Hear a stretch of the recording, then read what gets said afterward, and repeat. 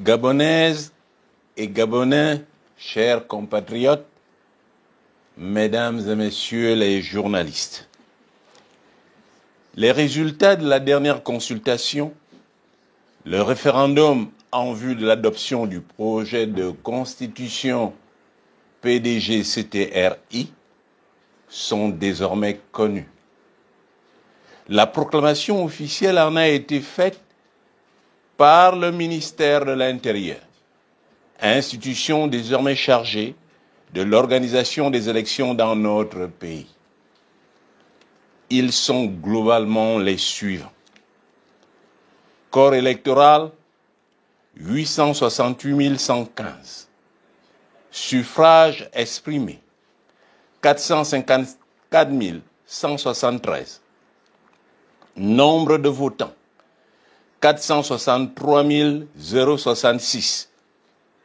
Taux de participation, 53,54%. Oui, 91,80%. Non, 8,20%. Je voudrais présentement, ainsi que je l'ai annoncé dernièrement, procéder à une analyse fine de ces résultats avant de donner mon appréciation globale sur le scrutin et tirer les justes conclusions qui s'imposent à cet effet. À en croire le ministère de l'Intérieur, le taux de participation à cette consultation est de 53,54% et le oui l'emporte largement avec un pourcentage de 91,80%. La conclusion qui en découle est un vote massif et sans bavure en faveur du projet de constitution proposé par le PDG-CTRI. Cependant, une lecture fine des résultats donnés par le ministère de l'Intérieur et un calcul simple confrontant le nombre de votants en faveur du oui au nombre d'inscrits permet de comprendre très vite la situation. Les votes en faveur du oui ne représentent que 48,96% des inscrits, une proportion nullement significative au regard de l'enjeu, l'adhésion du peuple gabonais au projet de constitution PDG-CTRI, qui devrait déterminer l'avenir de tout un peuple. Généralement, ce type de consultation requiert, dans tout pays normalement organisé, une majorité qualifiée prenant en compte le nombre d'inscrits. On en est loin, puisque le oui n'emporte même pas l'adhésion de 50% des inscrits. Chers compatriotes, la réalité est tout autre. Nos collaborateurs et scrutateurs à Libreville et à l'intérieur du pays ont fait un travail remarquable qui donne, après recoupement, croisement et correction des biais, un taux global de participation de 30%.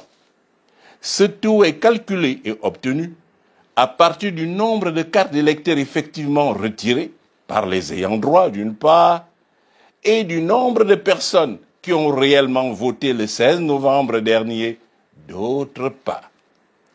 En ce qui concerne le nombre de cartes d'électeurs effectivement retirées, il ressort des informations fiables recueillies auprès de nombreux responsables des centres de distribution des cartes, dont certains sont prêts à témoigner en cas de recours contentieux, que dans la majorité des mairies et autres centres de distribution des cartes d'électeurs, pas plus d'un tiers de cartes ont été retirées.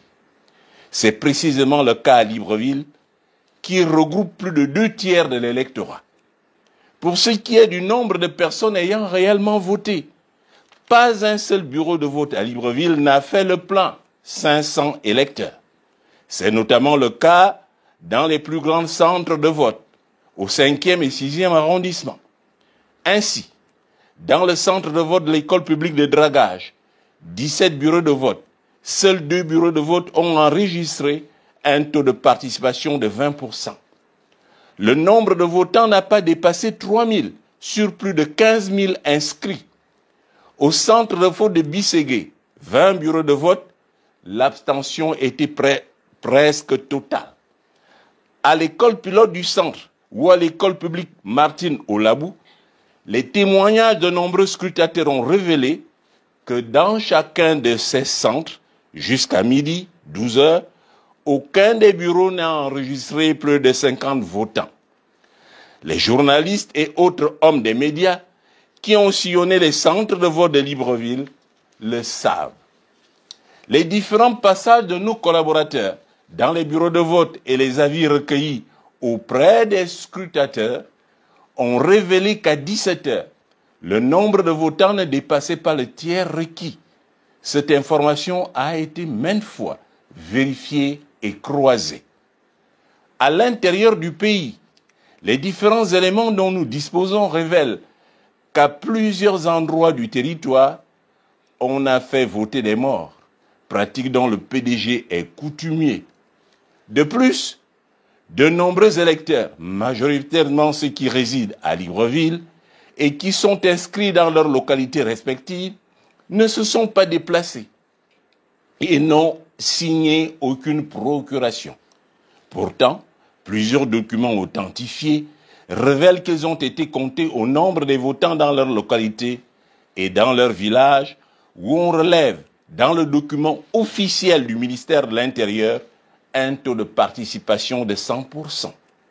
Nous disposons en cela des pièces à conviction irréfutable et plusieurs Gabonais lésés, car comptés au nombre des votants alors qu'ils n'ont pas fait le déplacement, sont prêts à témoigner en cas de recours contentieux. 2 provinces retiennent particulièrement l'attention. Premièrement, le Haut-Ogooué, où on a enregistré, comme à l'accoutumée, des scores insolites de 100%. C'est du déjà vu. À en croire que ce jour-là, personne dans le Haut-Ogooué n'a été malade, ni empêché, ni indisponible. Deuxièmement, le Wolontem, et précisément le département d'Untem Bitam, où des militaires en uniforme ont battu publiquement campagne pour le oui, sans aucun scrupule. Penchons-nous à présent sur la méthode PDG-CTRI, corruption et achat de conscience. Si dans le temps, le PDG était plus discret, car il passait nuitamment chez les chefs de quartier, chefs de village et autres notables, lors de la dernière consultation, celle du 16 novembre 2024, les distributions d'enveloppes d'argent ont été publiques.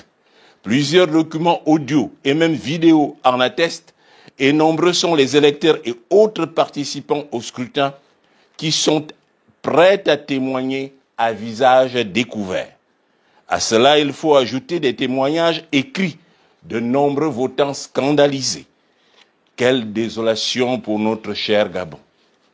En réalité, le croisement des données relevées par nos différents collaborateurs et divers scrutateurs avec les vérifications opérées à partir des témoignages et autres relais sont les suivants. Corps électoral, 868 115. Taux de participation, 30%. Nombre de votants, 260 434. Nombre de votes en faveur du non, 143 239, soit 55%. Nombre de votes en faveur du oui, 117 195, soit 45%. Ainsi, à l'occasion du scrutin du 16 novembre 2024, le non l'emporte largement. Le taux global d'abstention est de 70%.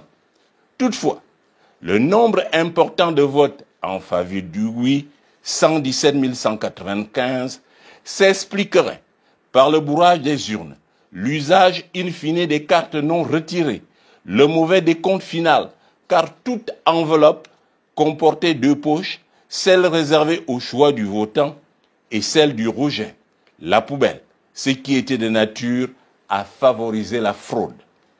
Les résultats globaux ci-dessus, corrigés de biais, sont plus vraisemblables, car par ailleurs, en cohérence avec ceux obtenus en France, où réside la plus grande communauté de Gabonais à l'extérieur. Ils sont les suivants. Inscrits, 5586.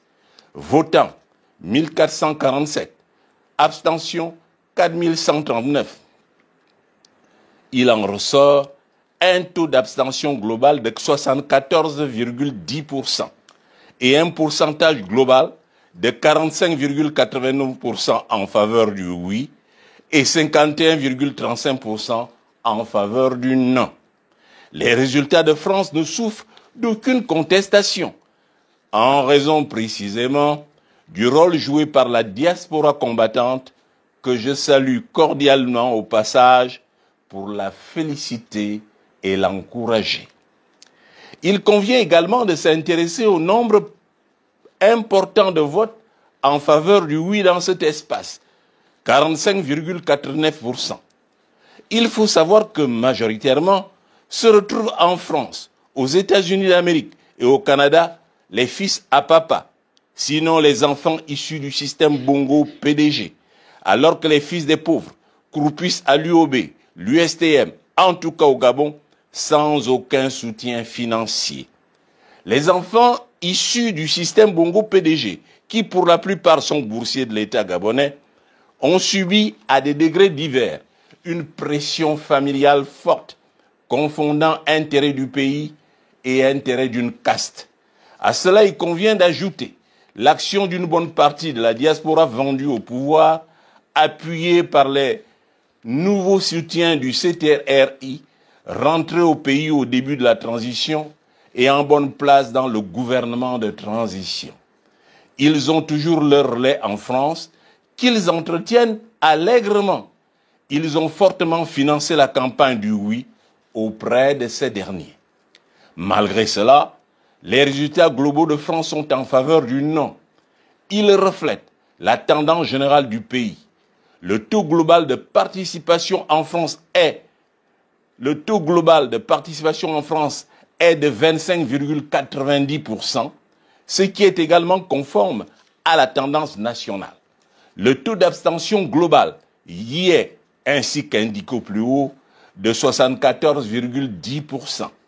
Il est proche de la tendance générale du pays, 70%.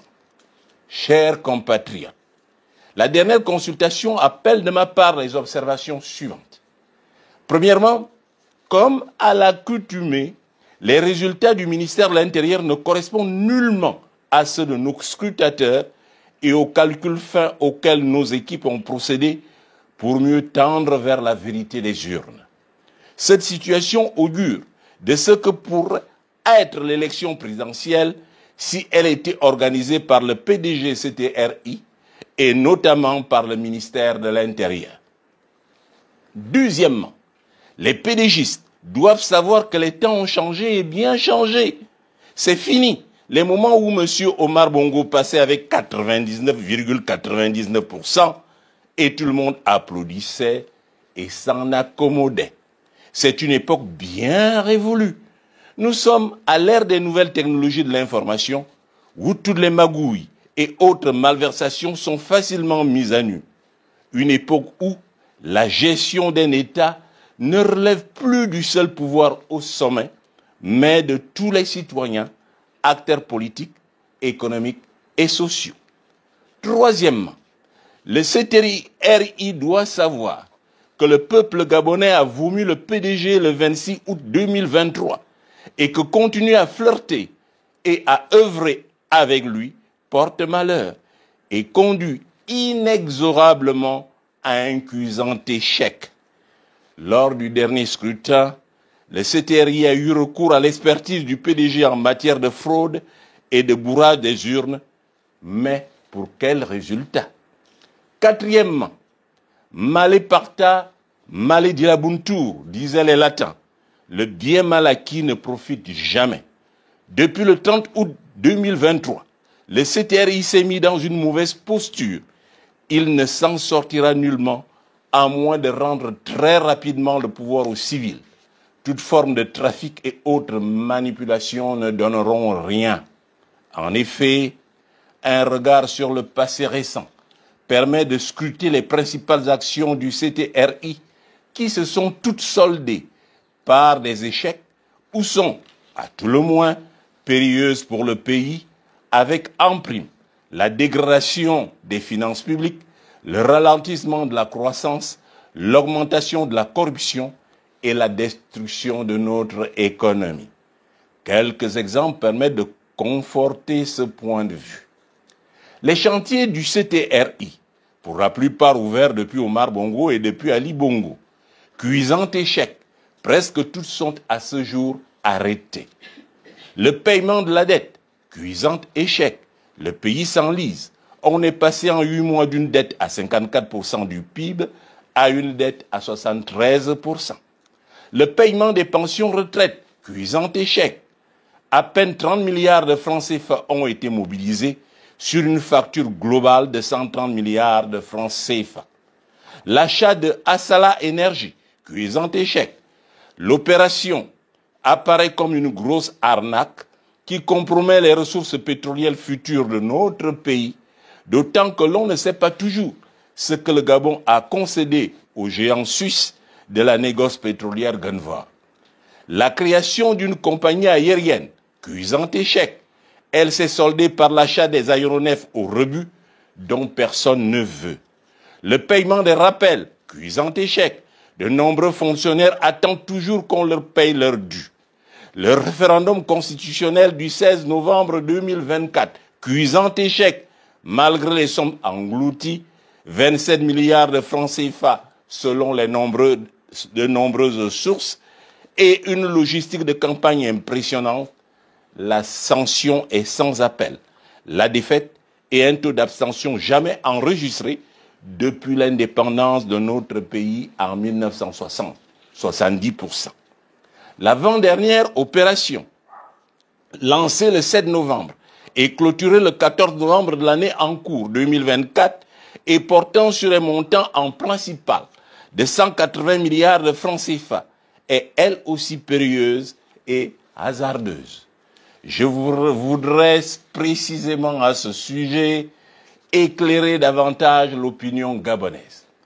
Il ne s'agit nullement dans cette opération qu'on nous présente, tambour battant, comme la plus grande réussite du CTRI, ni d'une augmentation de la trésorerie à concurrence de 180 milliards de francs CFA, ni d'un surcroît de liquidité pour notre économie, pas plus qu'il ne s'agit d'un allégement de notre dette, autrement dit, d'une réduction du montant global de la dette gabonaise sur la base d'une politique de désendettement efficace. Il s'agit en fait d'un rachat de notre dette par une émission des bons de trésor malheureusement libellés en dollars, avec pour seul avantage de différer le paiement de notre dette et ainsi desserrer la contrainte de paiement pour éviter le défaut. Le Gabon a par le passé, doit-on rappeler, emprunté 2,5 milliards de dollars entre 2007 et 2013. Notons par ailleurs qu'en émettant des euro-obligations libellées plutôt en dollars et non en francs CFA, le Trésor gabonais soumet notre économie au péché originel, qui est le fait d'emprunter en une devise forte, le dollar en l'occurrence, et devoir rembourser en monnaie locale le franc CFA. Cela augure d'un cycle de dette encore plus contraignant au-delà de juin 2025. Au moment où le Gabon fait courir aux pays de la sous-région CEMAC un risque important, la dévaluation, sur la valeur de notre monnaie commune, le franc CFA, d'une part, et un réel risque de désagrégation de la zone d'autre part. Il faut rapidement arrêter le massacre. Les autorités gabonaises laissent entendre qu'à l'instar d'autres pays, notamment le Sénégal et la Côte d'Ivoire, l'émission des eurobonds permettra de réduire notre dette et de financer nos investissements en infrastructures. Je suis au regret de relever que les eurobonds, en fait des euro-obligations en français, ne présentent de tels avantages que pour les pays de l'Union européenne émetteurs. En effet, avec la création de la zone euro en 1999, tous les pays membres ont bénéficié d'une crédibilité renforcée auprès des investisseurs. Les taux d'intérêt ont convergé à la baisse, ce qui a permis à des pays comme la Grèce, l'Espagne, le Portugal ou l'Irlande d'emprunter moins cher et d'alléger leurs dettes publiques. Il n'en est pas de même pour les pays africains, généralement souscripteurs. Certes, les pays africains ont eu recours aux marchés internationaux depuis les années 2000 pour financer leur politique de développement économique. Mais seuls ceux d'entre eux qui justifient d'une gouvernance relativement bonne, au regard, entre autres, du respect des critères de surveillance bilatérale et qui sont bien notés par les agences internationales, peuvent espérer affecter leurs ressources vers les dépenses d'infrastructures. Ce n'est nullement le cas du Gabon, qui connaît ces derniers temps, ainsi que mentionné plus haut, une forte dégradation des finances publiques, le ralentissement de la croissance, l'augmentation de la corruption et la destruction de son économie. Le Gabon, qui ne respecte aucun critère de surveillance multilatérale, aussi bien ceux de premier rang que ceux de second rang, est malheureusement devenu un pays exempt. Mes chers compatriotes, au regard de tout ce qui précède, le pouvoir PDG CTRI doit résolument tirer les justes conclusions des résultats réels du scrutin qu'il vient d'organiser. Premièrement, le moment est venu et bienvenu pour les militaires de rendre le pouvoir aux civils et de regagner la caserne. Deuxièmement, les Gabonais ayant majoritairement récusé le projet du PDG CTRI, la seule constitution qui s'impose aujourd'hui est la constitution consensuelle de 1991. La lotta continua hasta la victoria siempre. Que Dieu bénisse le Gabon. Je vous remercie.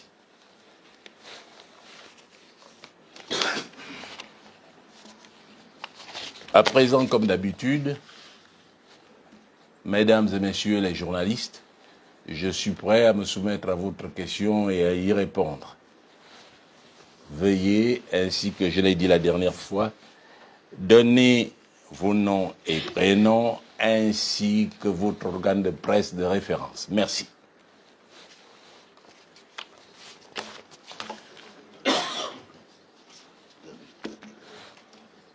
On va procéder comme la dernière fois. On prend 3 questions, on répond et on repart. Oui. C'est Gabon Media Times. On dit Marvin Z du Gabon Media Times. J'aurais 2 questions. Oui.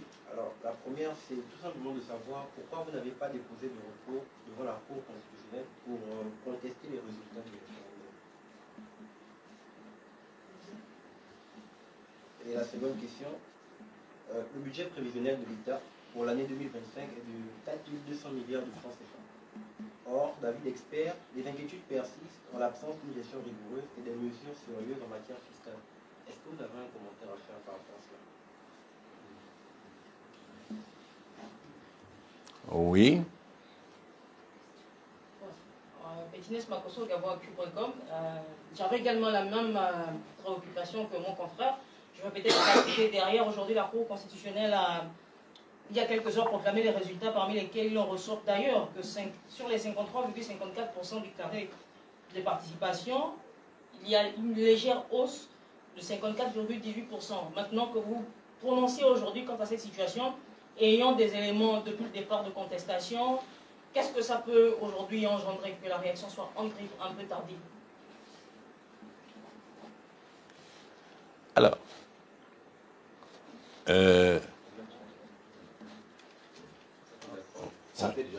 3 questions.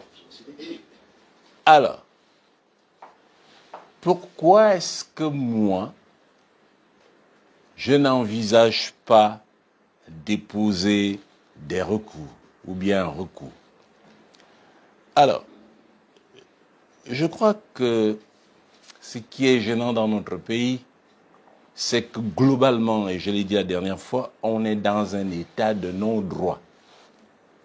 il y a toute une procédure.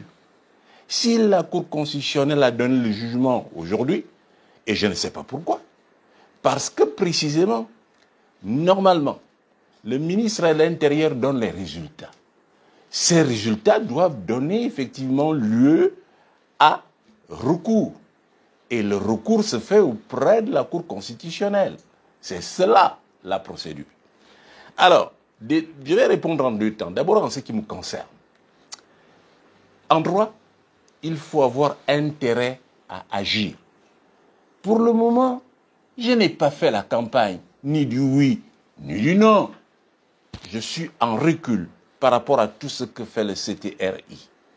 Je crois que des Gabonais, effectivement, de nombreux Gabonais que je connais, se sont prononcés en faveur du non. Et au regard des résultats que je viens de donner, ils peuvent, s'ils ne font pas fort clos, effectivement, recourir à la Cour. J'ajoute que finalement, il y a la jurisprudence en ce qui concerne la Cour. Et de ce point de vue, le recours juridique n'a jamais donné de vrais résultats dans notre pays. Et que je pense que l'action la plus efficace, c'est l'action politique, qui engage la société civile, qui engage les partis politiques, qui engage des hommes politiques, qui engage des citoyens, qu'ils soient organisés ou non. Il appartient à cela, au regard des résultats que je viens de donner, qui sont les vrais résultats. J'ai des éléments pour cela, d'engager sérieusement une action politique. En ce qui me concerne, l'action politique, je l'ai engagée depuis en ne reconnaissant pas le CTRI. Et je me trouve toujours, malheureusement pour moi, dans une situation où j'ai toujours tort d'avoir raison très tôt. C'est ce que je pensais du CTRI. Et voilà, c'est ce que je pensais du PDG CTRI. C'est ce qui est arrivé. Et les preuves existent. À partir de ce moment-là, voilà pourquoi j'ai conclu mon propos en disant la lutte a continué, la lutte continue jusqu'à la victoire. Et le peuple gabonais que je conduis, qui m'a voté, va continuer à lutter en utilisant les moyens démocratiques qui existent. Les militaires ne peuvent pas s'imposer. Alors passons à la deuxième question, le budget de 4 200 milliards de francs CFA. J'aime pas trop qu'on s'accroche aux chiffres parce que les chiffres n'expriment pas réellement le problème. Alors, et je voudrais, pour qu'on me comprenne mieux, donner des exemples. Quelqu'un qui chausse du 40, peut-il mettre du 38? Ou quelqu'un qui chausse effectivement du 40, peut-il forcer une chaussure de 45? Voilà le problème. Ce qui veut dire une économie à l'image d'un homme. Il a une taille, il a un ventre, il a effectivement un poids. Et c'est en fonction de sa taille, de son activité, qu'on va déterminer, de la même manière que le médecin fait, qu'est-ce qu'il y a lieu de faire. Le Gabon est une petite économie, très peu d'entreprises. Le Gabon aujourd'hui une économie non performante. Quand on avance des budgets de ce type 4 200 milliards, c'est irréel. La question qu'on pose, où est-ce que le CTRI, pour un pays qui est déjà exempt, va aller chercher les 4 200 milliards? Pour moi, à la limite, ça m'amuse. Et ça ne finit pas. Ça finit même d'amuser. C'est douloureux. C'est à croire que les responsables du CTRI et leurs supporters pensent qu'on parle de 4 200 milliards, c'est enfermé dans une maison et chacun vient tous les matins prendre. Non, ça n'existe pas. C'est de l'argent qui n'existe pas.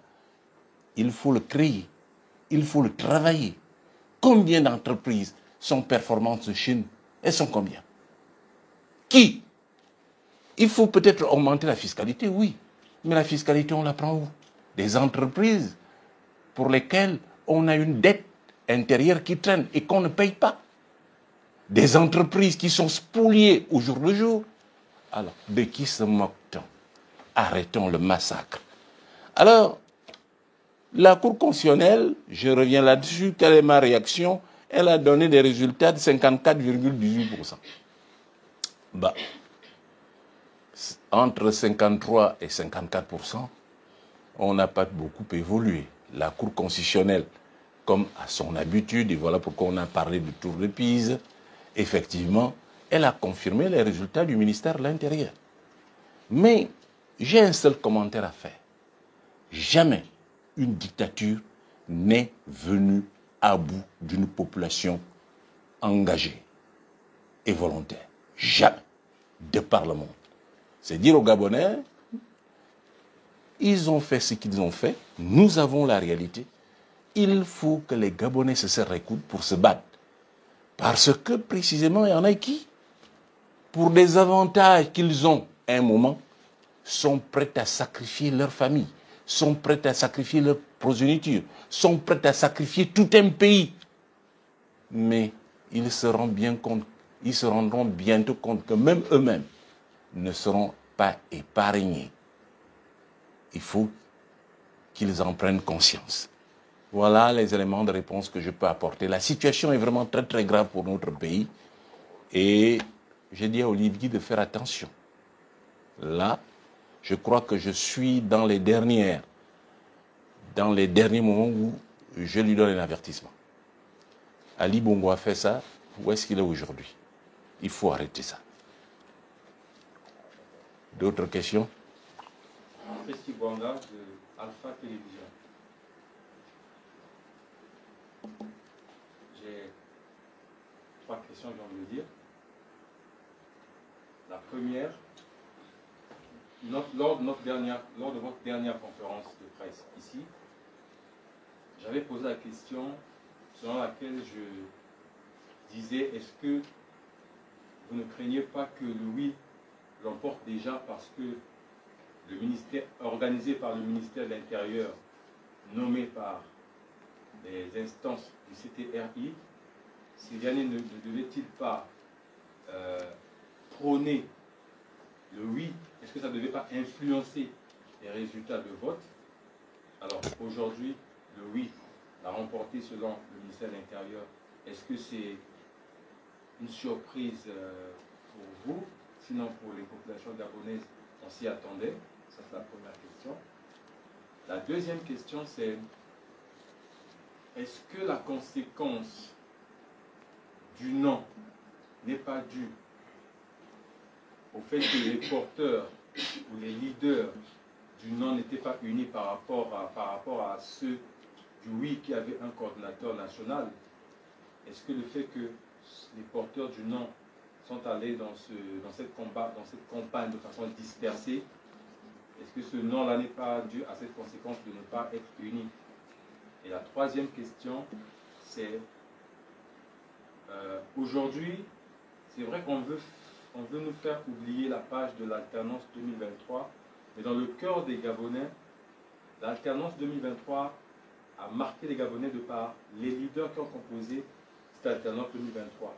Voire, lors de la campagne référendaire, ces leaders de l'alternance 2023 ont donné des positions différentes.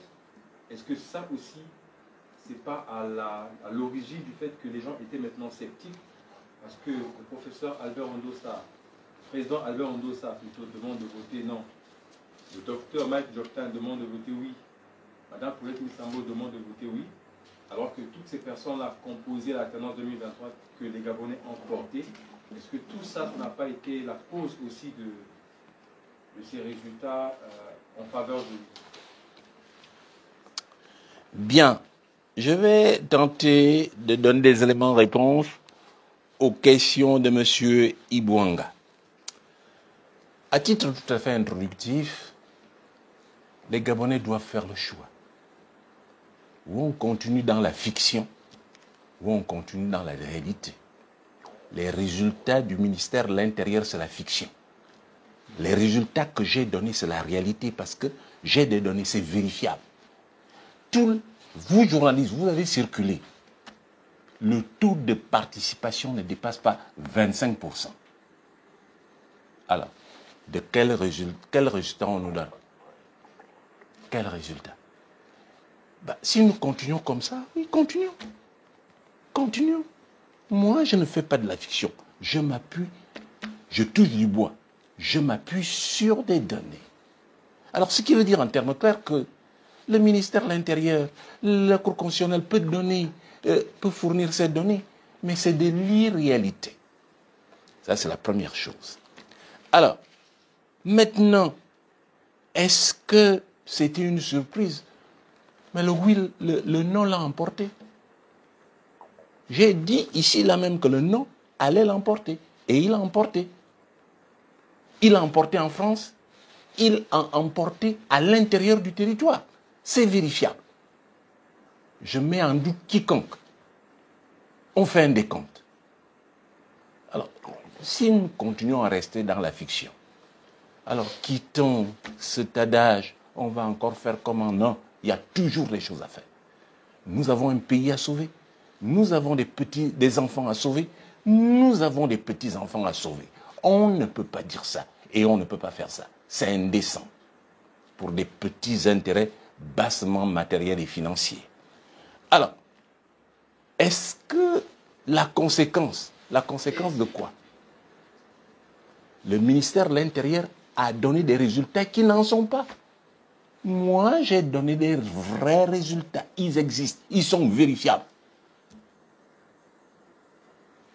Et je vous ai dit les bases de calcul. Les gens n'ont pas retiré leur carte.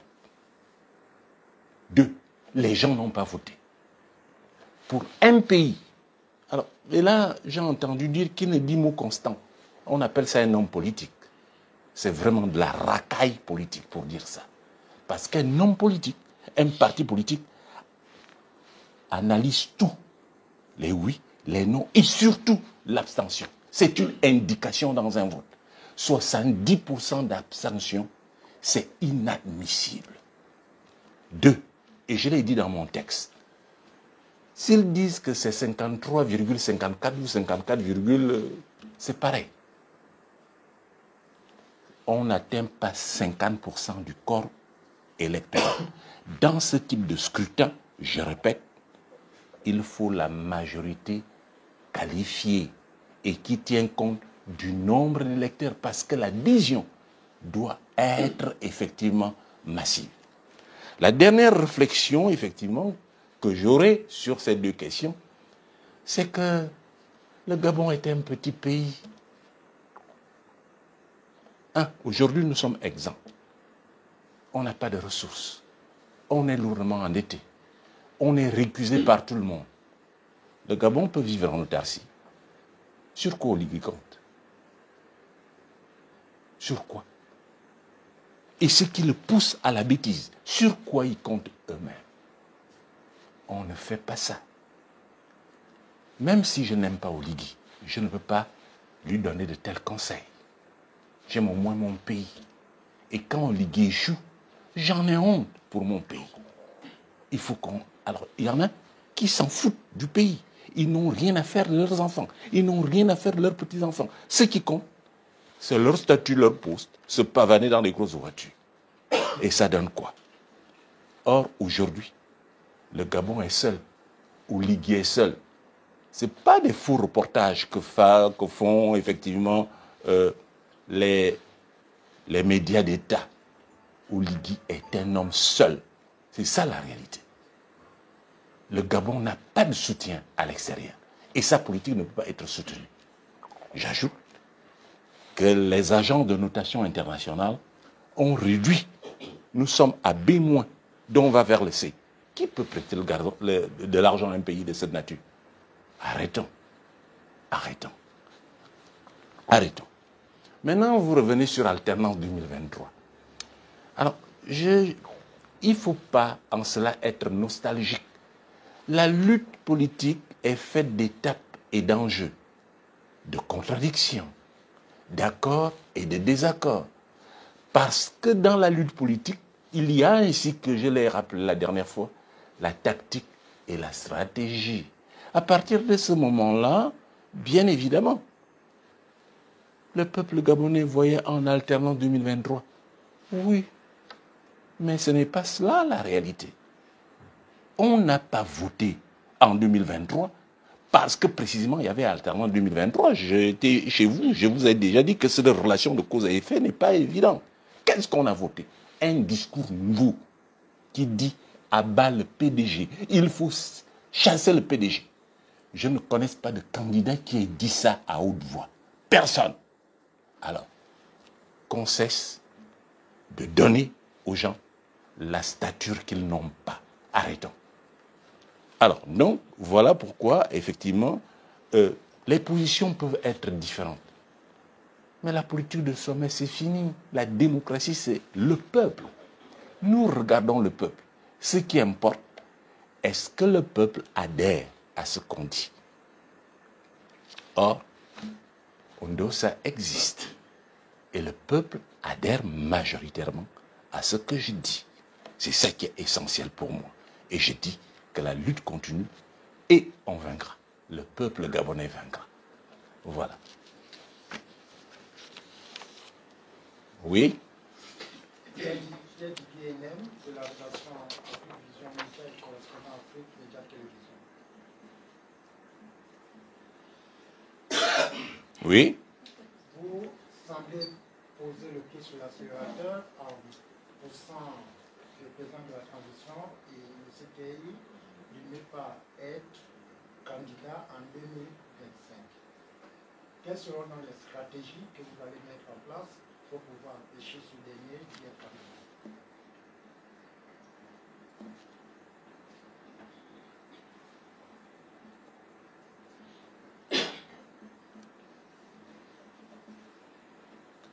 Oui. On est Marie de Gabon Mediatek. Professeur, à vous écouter, vous dressez là un bilan plutôt sombre de la situation et des perspectives économiques de notre pays. Seulement, je pense qu'on peut quand même féliciter les autorités de la transition pour certaines actions. Je pense notamment au rachat d'Assala dans le domaine du pétrole, le lancement d'emprunt obligatoire, les bons du trésor, mais également le rebond. Et du coup, ma question, c'est de savoir ces bons du trésor, de quoi il s'agit pour le commun des Gabonais. Vous pouvez revenir dessus. Et est-ce que vous avez un commentaire précis qui concerne le rachat d'Assala? Bien. Alors, Afrique Média Vision, c'est cela? Alors, quelle stratégie mettons en place? Parce que je suis en train de mettre l'accélérateur et alors que, effectivement, je pense que les autorités de la transition ne vont pas se présenter. Je ne suis pas aujourd'hui venu parler de l'élection. Il n'est pas question dans mon propos d'élection, non. Quelle stratégie je mets en place? Je l'ai dit, c'est une stratégie politique. Disposer et jouer sur tous les rouages politiques démocratiques pour que les militaires retournent à la caserne. C'est leur lieu. Les militaires n'ont pas à faire la politique. Alors, ça, c'est clair. Et si je veux rentrer dans les détails, je suis désolé. Un homme politique avisé ne décline pas sa stratégie à la télévision. S'il a une stratégie ou une tactique à décliner, c'est effectivement face à ses ouailles. Il donne des orientations, ce que je fais, mais ce n'est pas à la télévision que je déclinerai. Mais ce que je vous dis, le CTRI ne sera pas au pouvoir en 2025. Bien. Ondosa sera au pouvoir. Mais maintenant, est-ce qu'on peut attribuer des choses au CTRI? Est-ce qu'on peut leur donner des bonus par rapport au rachat d'Assala, par rapport au bon du trésor? Est-ce que j'ai un commentaire à faire? Je suis dans une situation où je peux prendre l'exemple d'un médecin. Il examine, il vous fait faire des examens. Il a des paramètres. Vous trouvez que vous vous portez bien. Vos parents, vous voient que vous parlez. Vous êtes bien. Et que c'est très très bien. Vous êtes allé à l'hôpital, vous êtes sorti. C'est pratique courante. Mais le médecin, lui, qu'est-ce qu'il pense? Il sait que tout au plus, vous avez 2 semaines de vie. Et ce qui arrive en définitive, c'est que vous mourrez. je suis dans la même situation. Aussi bien le rachat d'Assala que les bons du Trésor, c'est du pipeau. J'en ai honte pour mon pays. Ça prouve que dans les instances dirigeantes, il n'y a pas d'économistes sérieux et futés. Ou alors, il y a des gens qui veulent qu'au Ligui et le Gabon coule, s'ils sont des bons économistes. Je m'explique. Le rachat d'Assala, c'est un grand mot. Comment rachète-t-on une entreprise? En achetant ses actions, les actions d'une entreprise. Mais comment on achète les actions d'une entreprise? C'est un agent à capacité de financement qui a des ressources et qui achète les actions. On a vu la SEG vendre des actions, 10 000 l'action. Et les souscripteurs viennent souscrire à des actions. Ce qui permet à la SEG d'avoir de la trésorerie et développer son activité. C'est comme ça que ça se passe. Mais prenons le cas d'Assala. Le Gabon est endetté. Le Gabon n'a pas de ressources. Avec quel argent a-t-on acheté effectivement Assala? Première question. Deuxième question. Vous voulez acheter Assala et vous allez vous endetter. Donc vous créez un endettement du pays pour acheter des actions. Et ce n'est pas une opération qui se passe de manière directe. Vous avez besoin d'intermédiaires. Gunvor, qui est un trader suisse et qui est appuyé. C'est lui qui va chercher l'entreprise qui va vous prêter. Et vous croyez que Gunvor va faire ça gratuitement? Vous êtes endetté vis-à-vis de votre voisin Moussavou et votre dette est arrivée à échéance. Vous n'en pouvez plus, et puis quelqu'un va vous dire « Ah, je connais un parent qui fait du prêt à intérêt. » Il ne va pas le faire gratuitement. Les taux d'intérêt qui étaient à 30% vont être à 35% parce que lui, il ponctionne. Deuxièmement, quand vous arrivez, vous n'avez pas réglé un problème.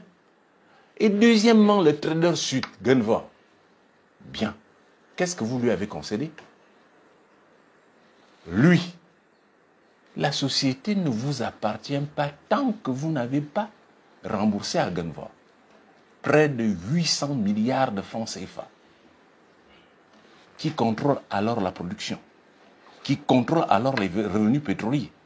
Quels moyens vous avez, vous, État gabonais, de les contrôler par rapport à Gunvor qui est un trader international? Ce n'est pas des enfants de cœur. Alors, c'est une opération hasardeuse. Notre pays n'en avait pas besoin. Il en est de même que pour les bons du Trésor. Alors, je redonne un exemple pour que les gens, les Gabonais des quartiers me comprennent. Vous devez à Moussavou 100 000 francs. Et il vous a dit sur mes 100 000 francs, à la fin du mois, vous me donnez 50. La fin d'un mois d'après, vous me donnez 50 plus les intérêts. On arrive à échéance, vous ne pouvez pas rembourser. Et puis vous allez à la gare routière. Quand vous allez à la gare routière, vous dites j'ai besoin de 50 000 francs. Mais les 50 000 francs qu'ils vous prêtent à la gare routière vont devenir 150 000 francs. Et deuxièmement, non seulement vous partez des taux d'intérêt qui étaient acceptables normaux, de l'ordre de 6-10%, à des taux d'intérêt à la gare routière de 30 voire 35%. Et ensuite, si à la fin du mois vous ne payez pas, le principal est doublé et les intérêts sont doublés. Voilà exactement dans quoi il y a des gens qui se sont suicidés dans ce pays. C'est la mort. Heureusement que c'est un État. Mais c'est exactement la même situation. Ensuite, on dit, on souscrit les bons du Trésor. Qu'est-ce que ça nous rapporte? Ça ne nous rapporte rien. C'est-à-dire que le Gabon va émettre du bon des Trésors, mais des bons de Trésor, des obligations en euros. Ces 180 milliards de francs CFA ne rentrent pas dans notre poche. C'est pour payer la dette, n'est-ce pas? Alors, c'est pour payer la dette. Donc, juste ce qu'il y a de bon là-dedans, c'est qu'on diffère le paiement. On va payer plus tard. Mais à échéance, on aura toujours le même problème. Et on rentre dans ce qu'on appelle un endettement de cavalerie, s'endetter à long terme pour rembourser la dette à court terme. Les deux opérations dont tu nous parles, c'est un trompe-l'œil. Et je ne sais pas qui a conseillé ça à Oligui. Même à son pire ennemi, on ne peut pas lui conseiller ça. Oligui ne savait vraiment pas, je peux l'affirmer, de quoi il s'agissait. Celui qui lui a conseillé, Albert Ondosa, là c'est ma qualité de prof, dit qu'il ne connaît rien de l'économie. Il faut qu'il aille à l'école. Ça, c'est tuer un pays. Voilà ce que je peux dire sur ce sujet. Est-ce qu'il y a encore d'autres questions? S'il n'y en a plus, professeur, merci beaucoup. Alors, je suis très heureux de me retrouver devant vous, journalistes, parce que vous êtes partout, dans tous les coins. Vous voyez tout, vous comprenez tout. Fort heureusement pour vous, vous parlez peu. Vous parlez peu. Parce que si vous étiez donné de dire tout ce que vous savez, ce serait très très grave. Revenons sur l'objet de mon intervention, à savoir l'élection. À moins de se mettre des œillères, tout le monde a vu le taux d'abstention. Les Gabonais ont rejeté ce vote. Et généralement, ce qui se passe dans des pays normaux, c'est qu'à l'issue de cela, vous démissionnez. C'est ce qu'a fait le général de Gaulle en 1969. C'est ça la sanction du référendum. Dès qu'un référendum donne des résultats contraires, automatiquement on démissionne. Aujourd'hui, Oligui, au regard des résultats que je viens de donner, devrait démissionner.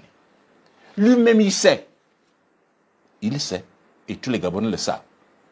En dehors de sa petite caste de personnes qui sont des assoiffés d'argent et qui le nourrissent d'espoir, en dehors de cette caste-là, les vrais Gabonais, même ceux qui sont dans son camp, savent que la situation est grave. Je voudrais les interpeller pour dire que c'est notre pays qui est en train de couler. Une partie du Gabon ne va pas s'écouler, ne va pas couler au détriment d'une autre. Si une partie coule, tout le Gabon coule. Il ne faut pas que ceux qui encouragent Oligui aujourd'hui à aller dans le mauvais sens pensent que eux, ils pourront être sauvés. Loin s'en faut. Alors, peuple gabonais, récisez-nous. On vous a dit que le oui a gagné, le oui n'a pas gagné. C'est le non qui a gagné. Le non a gagné en France, le non a gagné chez nous. Bien sûr, il y a eu un grand pourcentage de oui, mais c'est cela aussi la démocratie. Accepter les autres. Ce que le PDG ne veut pas faire et le CTRI qui est à la suite du PDG ne veut pas accepter, ne veut pas laisser vivre les autres. Pour eux, c'est le monolithisme. Tous derrière Oligui. Et ensuite, moi, je vois des parents qui me téléphonent. Qu'est-ce que tu es en train de faire? Il faut qu'on comprenne, c'est cela un pays. Le monolithisme au XXIe siècle n'a pas sa raison d'être.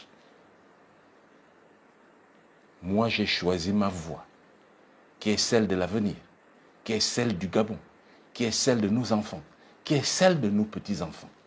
Il y en a qui ont choisi de se mettre des œillères. Gabonais, réveillez-vous. La lutte continue et la victoire est proche. Je vous souhaite effectivement une bonne soirée. Au revoir.